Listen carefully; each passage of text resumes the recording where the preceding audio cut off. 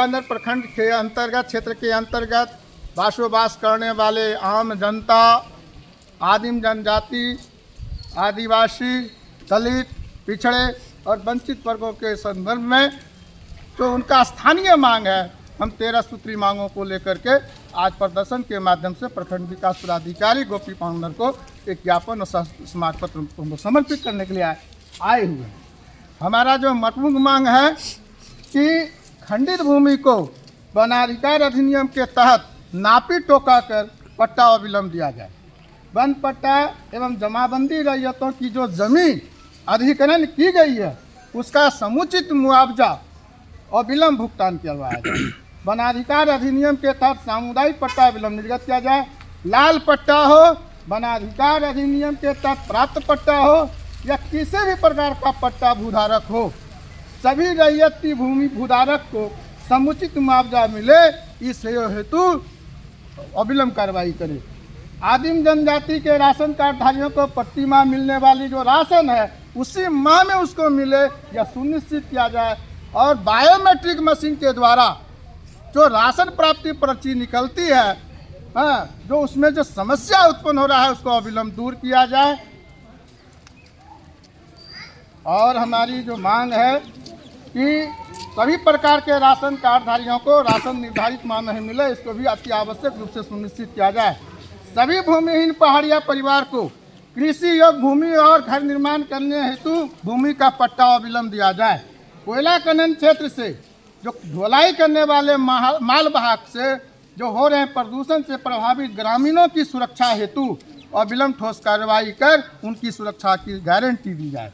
कोयला खनन क्षेत्र से ढुलाई करने वाले मालवाहक वाहन से दुर्घटनाओं के शिकार होने वाले ग्रामीणों को या अन्य कोई नागरिक के आश्रितों को चिन्हित कर घायल या मृत्यु होने पर समुचित मुआवजा मिल सके, इस हेतु ठोस कार्रवाई किया जाए।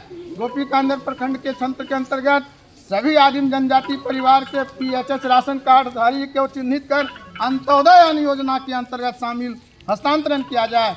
और सभी किसानों को इस क्षेत्र के जो कृषि लोन बैंक है उसको माफ़ी करने की प्रक्रिया को सरल बनाते हुए उसको माफ़ कराया जाए। और सभी बसोबास करने वाले आदिम जनजाति परिवार को चिन्हित कर उसको प्रधानमंत्री आवास योजना के तहत उसको आवास उपलब्ध कराया जाए। यही हमारे 13 सूत्री मांगों को लेकर के आज हम लोग प्रदर्शन के माध्यम से ज्ञापन सौंपेंगे। और इधर हमारा मांग 13 सूत्री है और भी है साथ साथ में, क्योंकि यहाँ कोल कंपनी से विस्तार परिवार आए हुए हैं और वहाँ का मांग यही है कि वहाँ जो खंडित ज़मीन है जो बाप दादा से खंडित है और अभी तक वहाँ पट्टा नहीं मिला है, लेकिन कंपनी कह रहा है कि मैं अधिग्रहण कर चुका हूँ, इसका माने मेरा ही उपयोग में आएगा और हम इसका पट्टा नहीं देंगे। यह अधिकारी लोग भी कुछ ऐसे ही बोल रहे और समाचार सुनने को मिलता है, इसलिए हम लोग आए हैं। चूँकि डायरेक्ट उनसे बात करना है, वो सीधे तौर पर हम लोगों को क्या आश्वासन दे रहे हैं या क्या सुझाव दे रहे हैं या क्या मार्गदर्शन दे रहे हैं वो देंगे। और उस ज़मीन चूँकि हम लोगों ने बहुत मेहनत से ये ज़मीन को खंडित करके खेत बाड़ी बनाया है और खेती करते हुए आ रहे हैं, तो ये हम लोग इस ज़मीन के खातिर हम लोगों ने गांव में विचार भी हुआ है, लड़ाई झगड़ा भी हुआ है, मारपीट भी हुआ है। इतना के बावजूद भी आज ये जो जा रहा है मैंने क्योंकि पट्टा नहीं होने के कारण वो कोयला खनन करने वाले कंपनी जो मैंने हल्के में ले रहे हैं और उसका कोई मुआवजा आंकलन नहीं किया है। और लाल पट्टा जैसा जो भी है तो उसका भी एक अलग मानसिकता बनाए हुए है कि हम इसका मैंने देंगे या नहीं देंगे, ये हम लोग डिसीजन लेने के बाद ही कहेंगे। तो जब व्यक्ति वो ज़मीन का पट्टा एक मैंने पहचान है या प्रमाणित है तो फिर ज़मीन में फ़र्क क्यों, अंतर क्यों, ये भी बात है। और अभी है क्या कि मोहल डाबर गाँव जैसे है वहाँ से भी महिला लोग आए हैं और लोग आए हुए हैं जिसका 18 उम्र हो चुका है। 18 उम्र होने के बाद उसका अलग से सर्वे होना या उसको अलग से लाभ देना कुछ व्यक्ति को दे रहा है, कुछ लोगों को नहीं दे रहा है। इसलिए उसका भी मांग है कि 18 वर्ष पूरते ही मैंने उसको समुचित लाभ से लाभान्वित किया जाना चाहिए।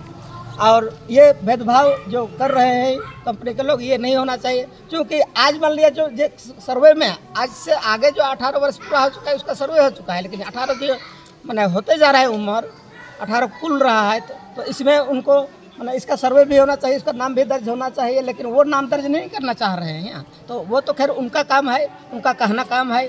हमारा अधिकारी है, हमारा सर